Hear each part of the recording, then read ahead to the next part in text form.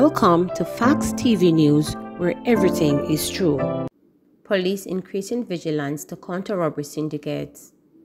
With an increase in incidents of robberies during this season, the police say they are increasing their vigilance.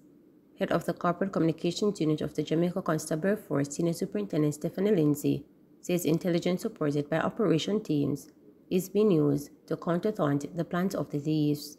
SSP Lindsay says teams have been sent out to bolster the operation activities of divisional commanders. She is encouraging business and homeowners to remain vigilant and take all necessary steps to safeguard their lives and property. Police Commissioner warns against gun salute. Commissioner of Police Major General Anthony Anderson is warning against gun salutes during the Christmas season. General Anderson says gun salutes are illegal and persons who engage in the practice can be charged under the new Firearm Act. You do not want to be using your gun, whether illegally or legal in any way, just no gun salutes. In the meantime, Commissioner Anderson says the police will be patrolling town centers to ensure persons are safe during the holiday period. We'll be out there to create a safe environment for people who are going about their entertainment. 14-year-old gives birth to Christmas twins, pledges to return to school. A 14-year-old who was the first to give birth on Christmas Day at the Victoria Jubilee Hospital Sunday has resolved to repay the faith and support of her parents as she charts an uncertain future. The young mother, who was showered with gifts after she bore twins, Kevani and Ravani, shortly after 2 o'clock Christmas morning, said her premature sons had been due to be born in March 2023.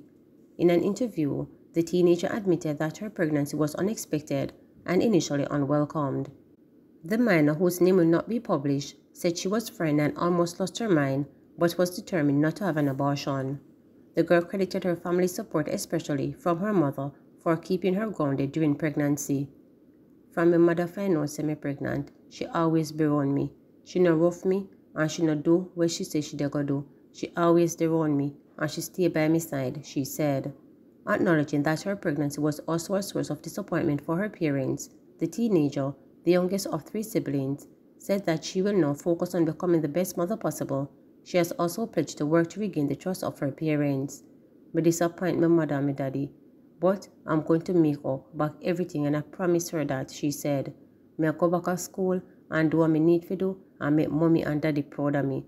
The birth of Kevani and Ravani to a teenage mother comes weeks after vigorous public and parliamentary debate over Jamaica's age of consent, which stands at 16.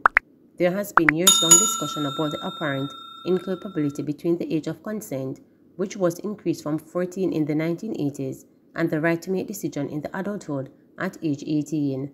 Senator Damon Crawford recently called for the age of consent to be raised to 18, and for prosecution to be waived if the accused in consensual sexual relation is within a few years of the minor's age. The 14-year-old mom at Victoria Jubilee said that the father of her twins is a schoolboy.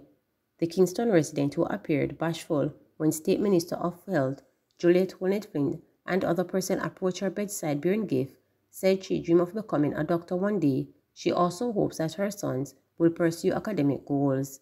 "We want them to turn pilot, doctor, anything. Me don't want them if you are nothing and no bad manism. No do no crime. Just stay in a school and do them best," the 14-year-old said. Cuthbert Flynn said she was not made aware of Campbell's age until it was pointed out by reporters, but noted that the support was available through the Ministry of Health Teen Clinic. However, Chief Executive Officer of the Child Protection and Family Services Agency, Rosalie Gage-Grade, said a bigger concern was the fact that at 14, the young mother was under the age of consent. While not taking away from the joy of giving birth, Gage-Grade said the hospital has a responsibility to report cases like these to the Center of the Investigation of Sexual Offences and Child Abuse. It is unclear whether that information was related by the hospital to those state agencies. However, CPFSA's chief executive contends that support for the young mother is also critical in the process. "It's very important for parents to support their children, especially for a young girl like this," said Gage-Grade. "If she is in need for additional support, the social work unit at the hospital would contact us." Devon House caution. Opposition spokesperson Environment Senator Sophia Fraser-Baines has joined the course of reaction to the renovation of the historic Devon House property in St. Andrew, cautioning against any redesign which ignores the importance of preserving the country's green spaces in the face of the climate change. The opposition welcomes any attempt to modernize our infrastructure or our sites, as we see at Devon House. However, it can't be at the detriment of the environment. We know that Kingston is set to experience climate departure next year. We know climate change is real, and consequent upon that, it behoves all of us as leaders, civil citizens, government departments, and ministries to ensure that everything we do is towards reducing the effect of climate change. We understand the importance that trees play, so we are very surprised and disappointed that, in modernizing Devon House, the effort and emphasis that ought to have been placed on the green space was not done, or it appears as if it was not done, Fraser Beans told reporters on Christmas Day.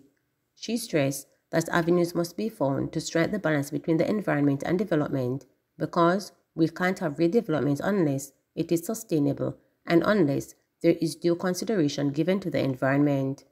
Senior communications strategist for the Tourism Enhancement Fund, Delano Severai, told reporters on that all is good in regards to the status of Devon House as a heritage site, notwithstanding the new configuration.